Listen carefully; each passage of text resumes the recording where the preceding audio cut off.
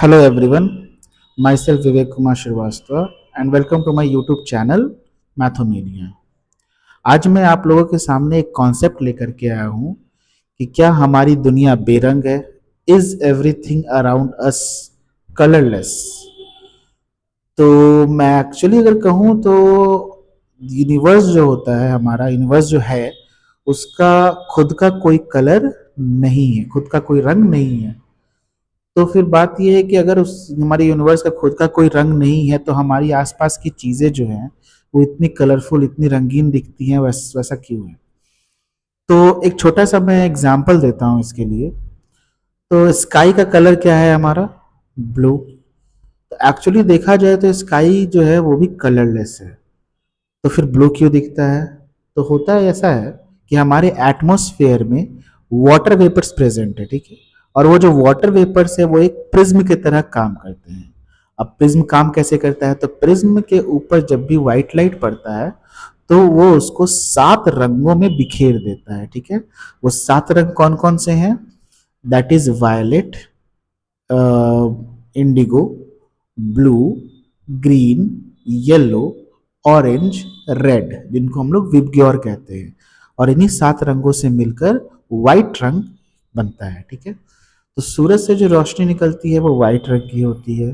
अब जैसे ही वो हमारे एटमॉस्फेयर में एंटर करती है और हमारे एटमॉस्फेयर में वाटर वेपर से उन पर पड़ती है, तो वो वाटर वेपर उनको 7 रंगों में बिखेर देती है।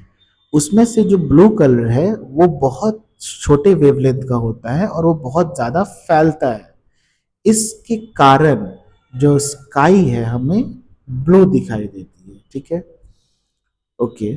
एक और एग्जांपल है कि इस वाटर जो होता है उसका कलर तो कुछ नहीं है, वो कलरलेस लिक्विड है। फिर हम लोग जब भी ड्राइंग करते हैं तो वाटर को हम ब्लू कलर से ही क्यों करते हैं, कोई और कलर क्यों नहीं चुनते हैं? या फिर हम लोग अर्थ को ब्लू प्लैनेट ही क्यों कहते हैं? तो इसका रीज़न है कि जो स्काई है उसका रिफ्लेक्शन सॉरी, उस स्काई का रिफ्लेक्शन वाटर पे हो रहा है या वाटर बॉडीज में हो रहा है। तो इस वजह से जो वाटर वाटर है वो भी ब्लू कलर का हमें दिखता है, ठीक है। एक एग्जांपल मैं और देता हूँ, ठीक है, बहुत ही अच्छा एग्जांपल है ये। आप हम लोगों ने देखा है कि जो पेड़ होते हैं उसके पत्ते ग्रीन कलर के दिखते हैं, ठीक है। और पत्तों में एक पिगमेंट पाया जाता है जो कि होता है क्लोरोफिल। और क्लोरोफिल का खासियत ये है कि वो सारे कलर को एब्जॉर्ब कर लेता है और सिर्फ ग्रीन कलर को रिफ्लेक्ट करता है। और जब वो ग्रीन कलर को रिफ्लेक्ट करता है तो वो रिफ्लेक्टेड कलर हमारे आईज में पड़ती है, तब जा कर के हमको वो ग्रीन कलर का दिखता है। तो इसका मतलब ये हुआ कि जिस भी कलर का लाइट रिफ्लेक्ट होगा और हमारे आंखों में पड़ेगा, हमें वो चीज़ उस कलर की दिखाई देगी। तो अगर जैसे मैंने ये जो टी शर्ट पहना हुआ है इसका कलर ग्रीन है, ये ग्रीन इसलिए दिख रहा है क्योंकि जो भी पिगमेंट यूज किया गया होगा इसको बनाने में, वो पिगमेंट क्या कर रही है, सारे कलर को एब्जॉर्ब कर ले रही है, सिर्फ ग्रीन कलर को रिफ्लेक्ट कर रही है जो कि हमारे आंखों में पड़ रहा है और इसलिए हमें ये ग्रीन दिख रहा है।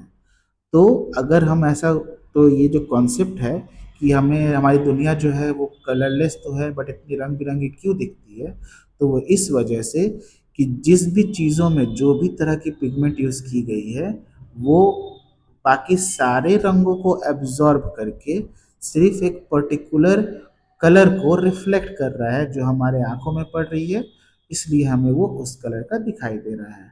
कोई चीज़ अगर लाल दिखाई देती है तो यानी कि उसमें जो पिगमेंट है वो क्या कर रहा है कि सारे कलर को एब्जॉर्ब कर ले रहा है और सिर्फ लाल कलर को रिफ्लेक्ट कर रहा है। अगर कोई ऐसा चीज़ है जो सारे कलर को एब्जॉर्ब कर ले रहा है तो वो हमें ब्लैक दिखेगा। और अगर कोई ऐसा चीज़ है जो सारे कलर को रिफ्लेक्ट कर दे रहा है तो वो हमें वाइट दिखेगा। Thank you.